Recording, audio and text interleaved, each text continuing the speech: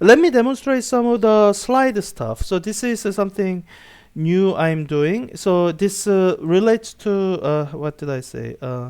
So um, well, I guess I didn't mention it here. So at the last week's session, I went through the slides, and last week's session is the first time when I actually uh, created this single lecture slides, and the intent of that was I would use the recording, transcribe it, and have ChatGPT give me the kind of the slide generating instructions. So lectures 26 and 27, that's what you will see. You can view custom prompt, and this is the custom prompt from ChatGPT, both for lecture 26 and lecture 27.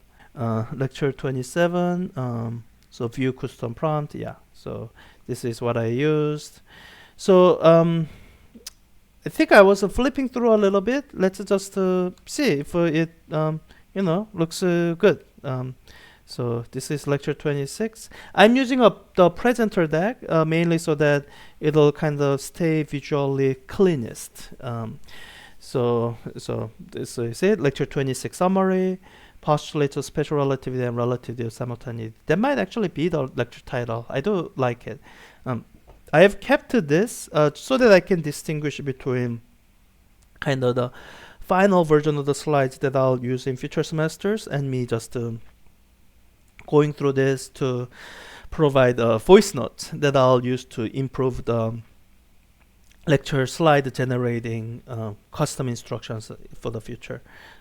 So maybe in the coming weeks I'll start generating lecture 1, past past week's material, and I'll put that in a new Physics 10 LM site, because I think at this particular version you see, I want to present, I want to preserve that as the kind of the first version that has a lot of extra resources. That's part of how I recorded the lecture videos. So first slide looks good. Yeah, this kind of covers everything. Navigating chapter 13. I mean, the relativistic effects are not title of chapter 13. I think this comes from the chapter 13 overview video, because all these phrases are from the overview video. And yeah, mention of GPS to principle of relativity. Right, you imagine throwing the ball up. That is exactly the example that lecture gives. And from like it lands back in your hand, from observing it alone, you wouldn't know if the what you're in is moving without looking aside. Yeah, no experiment that you do can tell you. No mechanical experiment, and nothing involving like light or other things. Slide number 4. This is my phrasing, the problem with the speed of light. So if you think of other waves, you can kind of look at the movement of medium and use that to justify the Galilean velocity transformation. But with the light, there's no medium. It travels through vacuum, and it kind of makes no sense to say like vacuum is at rest. So so that's the problem with the speed of light, that when the source is moving, observer is moving, that there's no way to kind of adjust the speed of light to account for that. Cannot have a rest frame. Yeah, the conflict laws of physics are same in all frames. Maxwell's laws dictate the speed of light, so C must be constant in all reference frames. This violates not any law of physics; it violates our intuition. It's a very unintuitive thing to say. That's what the second postulate says. And I hope this is, no, we're not at second postulate yet. This is the experiment, Michelson-Morley, the interference experiment. I think this is pretty good drawing of the setup. So light reflects there. So this is the kind of the detector screen. And the hypothetical ether wind, that's our orbital velocity. And the goal is to measure Earth's movement. The math, yeah, there's time differences.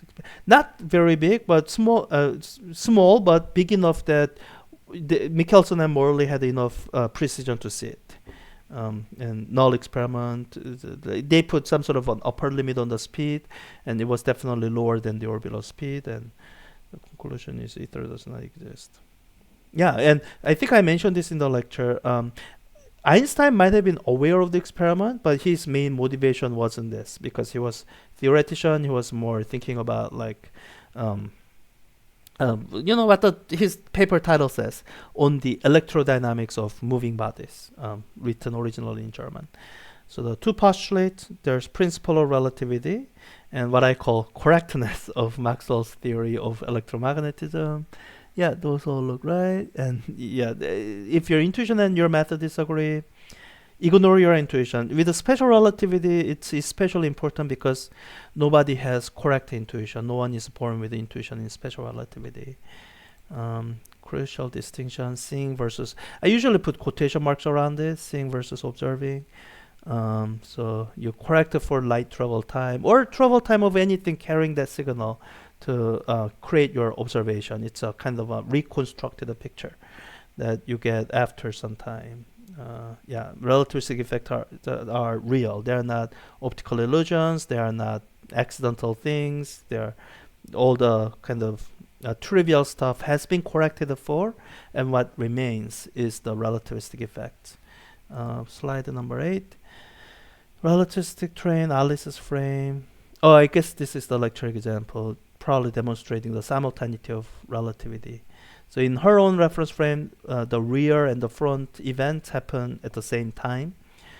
But in the Bob's station frame, so these lights are traveling at the same speed, and the ones I think this shouldn't have been moved. So slide number 9, the front impact figure is a little bit off, but yeah, I don't know if it's possible to prompt it to fix this, but I'll ask ChatGPT for some prompt suggestions. It might be that I just have to replace it manually.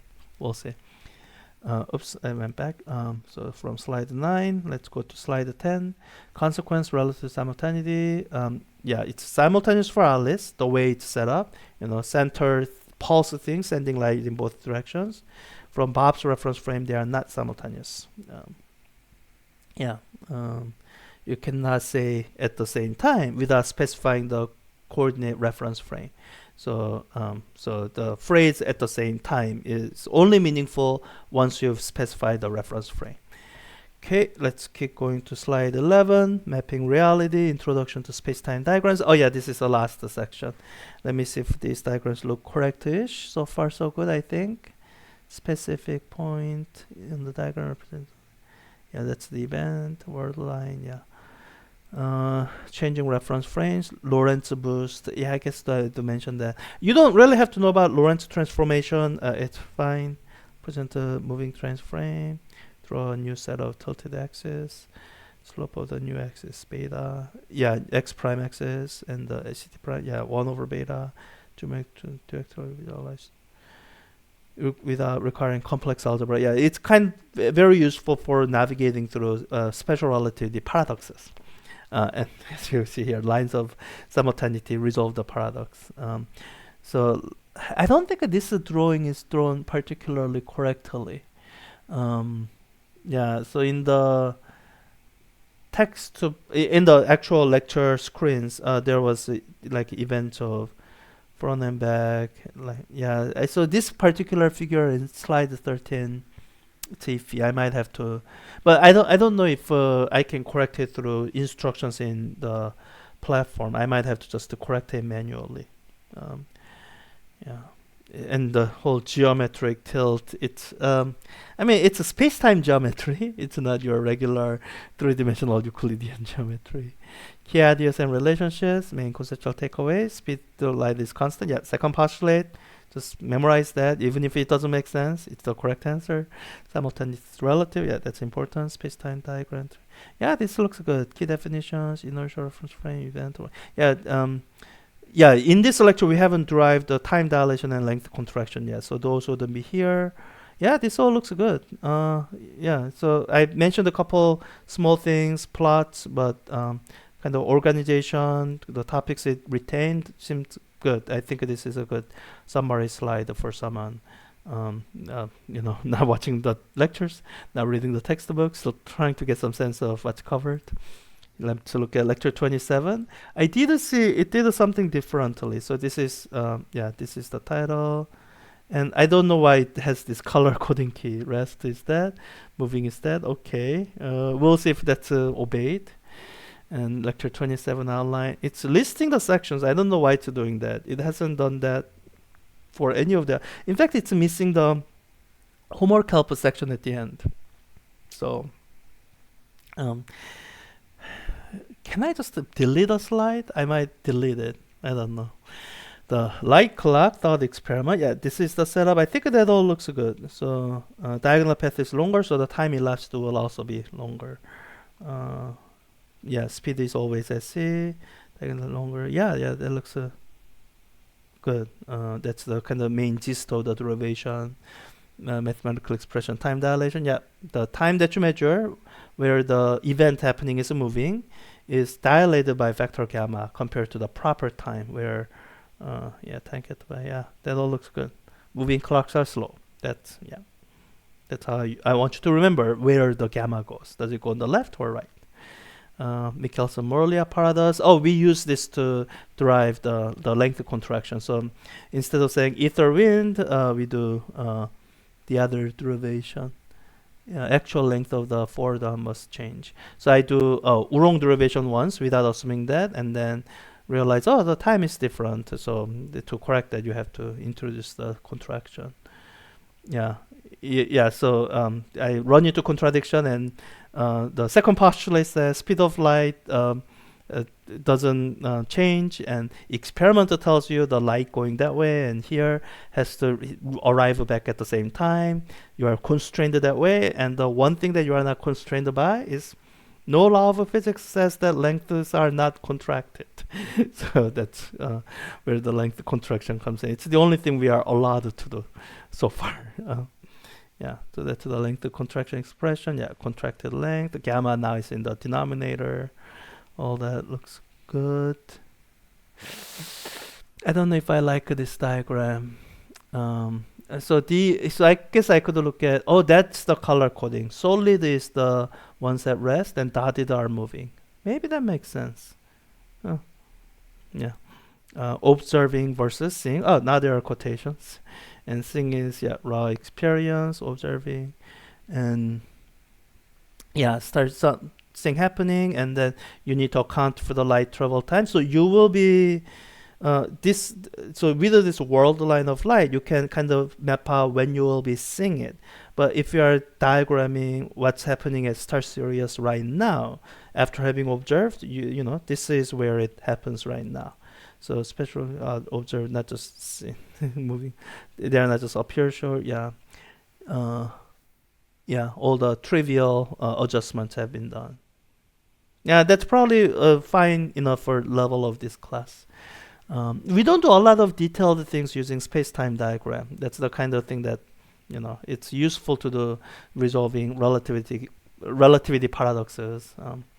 Defining the relativistic parameters, beta and gamma, I've done that. And then there's a lecture where I do kind of building up intuition for how these vary at different regimes.